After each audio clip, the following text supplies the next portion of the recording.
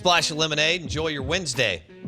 We welcome in Mike Huguenin, gridironnow.com, SEC insider, and he joins us on the New Belgium Fat Tire Hotline. Well, Mike, a star was born Saturday night in Texas A&M on Kyle Field with Shea Patterson. It's Shea Mania in the state of Mississippi. What did you see Saturday night?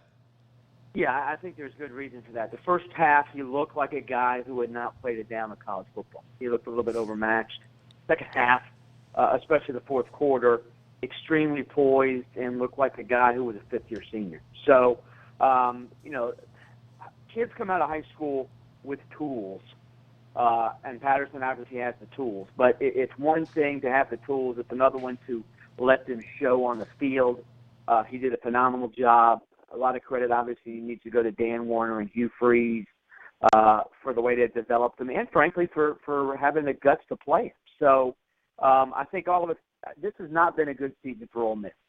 At the same time, now at the end of the season, if I'm an Ole Miss fan, I'm enthused, both about the next two games and about next year already, because, oh my God, we're going to lose Chad Kelly. What's the quarterback situation going to be like? Well, in some respects, you don't want to see Kelly get hurt, obviously. But in some respects, having Patterson play the last three games of the season is a gigantic positive for next year. And even four. I mean, they're going to go to a bowl. And, bowl. It's going to be 4 games. Plus, I thought people like, why would you take the red shirt off? Shea Patterson wasn't going to be at Ole Miss for 4 or 5 years. He was going to be there for 3 if he's as good as everybody said. Right. And if he wasn't as good, he would have been there too. So get him on the field, see what he can do.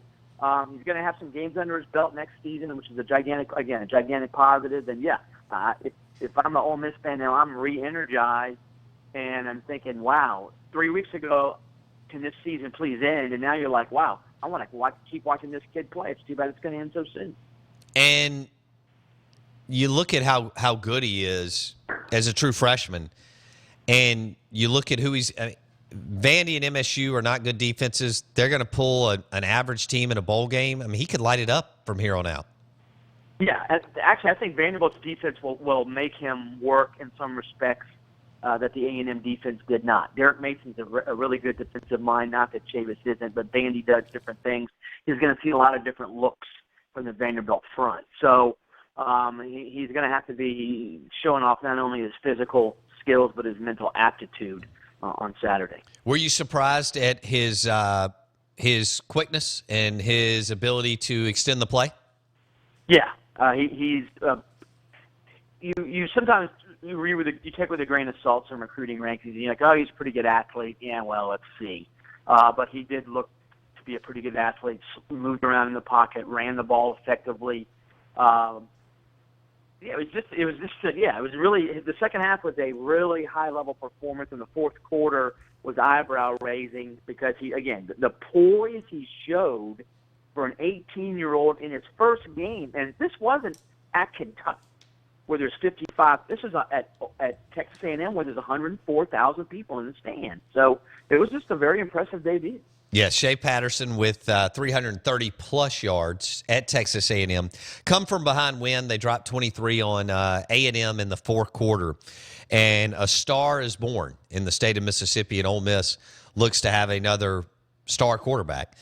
Boy, they've already forgotten about Chad Kelly here, Mike. It's amazing how we operate as humans, but as sports fans. Same thing with the Dallas Cowboys. I mean, they forgot about Romo about 4 weeks into Dak Prescott, and that's just what happens, right? Exactly. You're the flavor of the month. What have you done for me lately, kind of thing. But at the same time, I mean, Chad Kelly, he did not have the season expected of him. I've talked before to you. That's not all on him. The Ole Miss defense made it that if you're playing a high-level opponent and you're Chad Kelly, if you make any mistakes at all and don't score on a possession, you're going to lose the game. So there was a fine line there. The fine line will not be there against Ole Miss and Mississippi State. So, it's phenomenal time for Shea Patterson to grow. And, again, going forward, you don't want to see a guy get hurt. But in some respects, Ole Miss is better off going forward that Chad Kelly got hurt. Now we've had all this Mike Huguenin, GridironNow.com, SEC Insider on ESPN 105.9 The Zone. We're talking SEC football and Shea Patterson and what all is going on right now in the league. Mike, the league has been criticized for the QB play the last couple of years. I think some of it's been overboard because I think Dak Prescott, Chad Kelly, and Brandon Allen last year were all incredible. But the big boys haven't had any QBs worth a darn in the last couple of years: Florida, Georgia, Bama, and LSU. So having said that, now we got 4 true freshmen. How do you see this? Bentley, Eason, Patterson, Hurts. Boy, the future looks bright for the SEC at the QB position, doesn't it? Yeah, it does. And you're right. They've been wandering around on back roads, and now they're on the 8-lane superhighway going 80 miles an hour. Bentley, Suckline's best running back's a true freshman as well. Eason has all the tools. Hurts, as he gets better as a passer, you're like, oh my God, how much better? I mean, and plus the surrounding talent he's going to be working with is always going to be top notch. Right. And now Patterson. So I think the one of those teams, you wonder if South Carolina is going to be able to get the kind of offensive skill position talent that needs to go with Bentley. At the same time, Brian Edwards, their second-best receiver, is a true freshman as well. So they actually may have it on campus. Ole Miss is never going to have a problem getting offensive recruits. Alabama's going to have just a ton of great players around them. And Georgia, presumably, will be able to sell Jacob Eason on the recruiting shelf for 2 off seasons, saying, hey, come play with Jacob Eason. If you're a freshman wide receiver, you can be a 50-catch guy right away because this guy needs receivers, because Georgia's receivers right now are bad. But yeah, it's a heady time to be an SEC offensive coach. Flip side, some defensive coordinators are going to have some sleepless nights because these guys are talented quarterbacks as true freshmen. All of a sudden, we go from, well, again, I think some of it was a little overboard, but go from not enough QBs to loaded in one class. And then we'll see what maybe Felipe Franks and some of these other guys look like here over the next couple of years. I think Nick Fitzgerald, I mean, his running ability is pretty shocking to me. I mean, I think he's a good player. Like that huge long strider, he's a good player. And you got Mullen. All you got to do is look at Dak Prescott and say, oh, Dan Mullen knows what he's doing with quarterbacks. He was Tebow's quarterback coach. Now, Tebow was an NFL player, but so what? They won 2 national titles with Dan Mullen as the quarterback coach / coordinator. So Mullen develops quarterback. You're right. The 2 that you really sort of wonder about and scratch your head, LSU and Florida. Mm-hmm. How good's Felipe Franks going to be? I don't think there's a quarterback on LSU's campus they can count on, which means first-time starter next year for them. How effective is he going to be? Yeah, look, I think Fitz is a good player. He doesn't have the supporting cast that Bama and Ole Miss and Eason eventually will have, but he can play a little bit for sure. Speaking of that, Hogs and Bulldogs. Let's stay with Ole Miss and Vandy real quick. How, if any way, because Ole Miss looks like they found something and they're 7 deep at wide receiver. How would Vandy give Ole Miss problems, if at all, on Saturday night? It's all on Ralph Webb. If he's healthy and can run the ball, Ole Miss's run defense.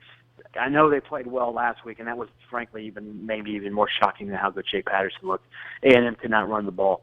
I think Vandy's going to try to run Ralph Webb if he's healthy. He's a really talented running back. And the best defense against Ole Miss's offense is to keep him off the field. So Vanderbilt's running game has to be, if Vanderbilt gets into the 150s, 160s, 170s rushing, I think some Ole Miss fans will be biting their nails because Vandy's going to control the ball. But you're right. There's as good as Derek Mason is as a defensive coach, as great as Zach Cunningham is at linebacker for Vandy, you can exploit the Vanderbilt secondary, which I'm sure Shea Patterson and Hugh Freeze and Dan Warner will try to do. By the way, Ralph Webb is the running back at Vandy. He's had 900 rushed for 935 yards this year, average 5 yards per carry. Is he healthy, Mike? Do you know? No, he's not going to be 100%. The question is he 90 or is he like 75? And last week he was about 75 and only ran for 35 yards. So he is an NFL prospect. He's a kid who grew up 2 miles from Florida's campus. He went to Gainesville High, took his team to the state final, and for some reason Muschamp didn't think he was good enough, which is sort of the reason Will Muschamp's no longer at Florida. Wow, I did not realize that. Ralph Webb grew up right there by Florida's campus. Whew. Yep, 2 miles. He went to high school at Gainesville High, 2 miles away. Grew up going to games there. Huge Gator fan. Florida. We did a story over the summer. He said, "Yeah, Florida talked to me. They never offered." So he's run for 100 yards in each of the last 2 years against Florida, which is pretty impressive considering Florida's defense. Yeah, it is. Okay, and so nobody knows if he's healthy or not to play Saturday night against Ole Miss. That'll be interesting because Kyle Shermer has really, really struggled. That's talking about a guy. That's an example of a quarterback who looks to have the skill set but doesn't have it. And right. I know Freeze made a big deal saying Shea Patterson has the it factor. I think Kyle Shermer has the it's not factor because he's not a college. He's not a SEC caliber quarterback.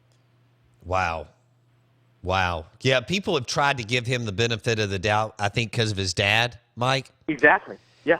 And he's got a good football IQ. He just can't make the plays, and he'll stare down receivers. Yeah. He'll make late throws. Basically, everything you would think that a coach's son would not do, he does on play-by-play basis. Almost, it's unbelievable. Okay, A&M. A&M, what do you do? Mike, you can stay out there and go 8-4, 9-3 with Sumlin for I would think a long, long time, and it's always that fine line. Do you make a move because he hasn't bottomed out? If LSU beats A&M, do you continue to ride with Sumlin or no? I think in talking to people at A&M this week, there is now the undercurrent that was there when the season started that totally went away is now back almost in the same force. Wow. I think some people think that, okay, Trevor Knight got hurt, and Trevor Knight plays, I think A&M wins. The problem is their defense has not gotten better. It looked like it was getting better for the first 3 or 4 weeks, maybe even 5 weeks, but then it has regressed. And that's the mystifying aspect. That this is only Chavis' second year, and they are better than they were last year. But you're right, this is going to be the 4th year in a row that they've lost at least 4 games, and they're paying him $5 million. And someone has made an effort this year to be a little bit more collegial, and he greatly improved his staff. He fired some buddies, brought some new guys in. I think they have changed things around. Bringing in Trevor Knight was actually a masterstroke because Trevor Knight did a phenomenal job in the locker room. But, yeah, I think the undercurrent is there again. And I think part of the thing, though, is they're still so obsessed with Texas. Oh, my God, if Texas fires Charlie Strong, they're going to get Tom Herman and we're doomed forever. Maybe we should do, So that's the whole – there's a lot of background noise there. But 2 weeks ago, A&M was a lock for the Sugar Bowl, and now I would argue that A&M looks like music. They won't go to the music. Outback, Tax Slayer.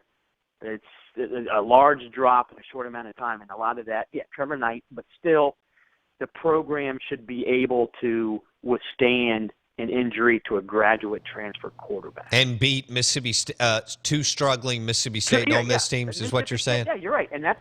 Yeah, the Mississippi State game, I think, really sticks in the craw of people in College Station because Mississippi State at that time, they're not good. They're not a very good team defensively. No. How do you not run on them?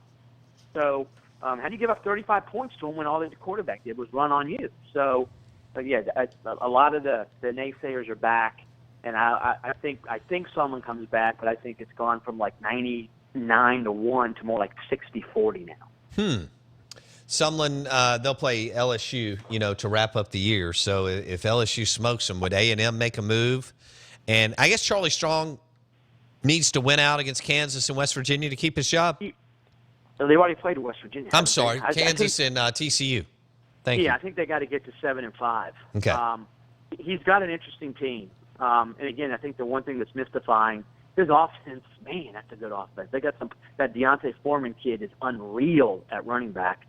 Bouchel's going to be a good quarterback. They got a young offensive line. The defense, his side of the ball, his specialty has been the issue. So, and the Big 12 is not that good. And I think that's probably what irks Texas people if Texas were playing like it should, they'd be in the playoff discussion because the Big 12 is frankly garbage. Nobody in that league plays defense, and I'm sort of mystified that Texas doesn't play better defense. Mike Huguenin, gridironnow.com, SEC Insider. Bulldogs host the Razorbacks, and they're both struggling. Arkansas's had a better year, though, because they didn't trip up on non-conference wins. Who do you like and why? I think Arkansas is a better team. I think Mississippi State's going to have a lot of problems handling Raleigh Williams, and that's the key. If you're a Mississippi State fan, just watch the Arkansas running game. If they run effectively in the first quarter, they're going to win the game. The games they've lost, they have not been able to run. And, heck, even the opener, they beat La Tech by 1. They ran for 106 yards. They really struggled to run. When they can't run, they can't win because they can't use play action, and their offensive line is not a good pass line. If I'm A.J. Jefferson, I'm thinking I'm getting Austin Allen up close. I'm going to tell what kind of toothpaste that guy uses because I'm going to be in his face. Right. They cannot pass block. So the flip side is, I'm not – Fitzgerald's a good runner. Maybe Aris Williams is the answer at tailback. I'm not convinced of that. Me Fred neither. Ross is a good player. Donald Gray has had his moments, but he's not consistent. I don't think Mississippi State is talented enough overall to hang with Arkansas, especially if Arkansas runs the ball well. All right, Mike. Mike Huguenin, gridironnow.com. Mike, enjoy the weekend. Thanks, bud. Thanks for having me on. Appreciate it. He joined us on the New Belgium Fat Tire Hotline, talking Shea Patterson. Shea's, I keep hearing the word poise. True freshman, on the road, down, scores 23 points. And I think Mike made a great point. We'd love to give it all to Shea Patterson, but that Ole Miss defense really played well. And Stringfellow and those wide receivers made some great plays too. But Shea was awesome. He had to put the whole thing in. And then, of course, the Manziel-like play where he rolls right, comes back left, and hits Stringfellow wide open in the end zone was one that was just highlight after highlight all Saturday night. So the kid's not only got the moxie and the poise and can throw it, but he can move. He hurt A&M with his feet, with his legs, going for over 60 yards against I thought 2 of those plays were back-breaking for the A&M defense. I think the A&M defense thought they were getting off the field, and Shea kept not only torching them, but hurting them with their legs. And what's wrong with John Chavis? What's going on? I'll tell you when we come back. I'll tell you what's wrong with John Chavis. Straight ahead. The Out of Bounds Show, ESPN 105.9 The Zone, brought to you by Maristar Casino in Vicksburg. They've got the Bottleneck Blues Bar, Bourbon Steakhouse. They now open the End Zone, the new sports bar. And, of course, they've got all the table games, blackjack, poker, slots, you name it. And you can see the weekly lineup at Ameristar.com. That's Ameristar.com. We were there Saturday. You can get there in 40 minutes, easily, 45. And you can get off the grid, have a good time. Straight ahead, I'll tell you what's wrong with John Chavis.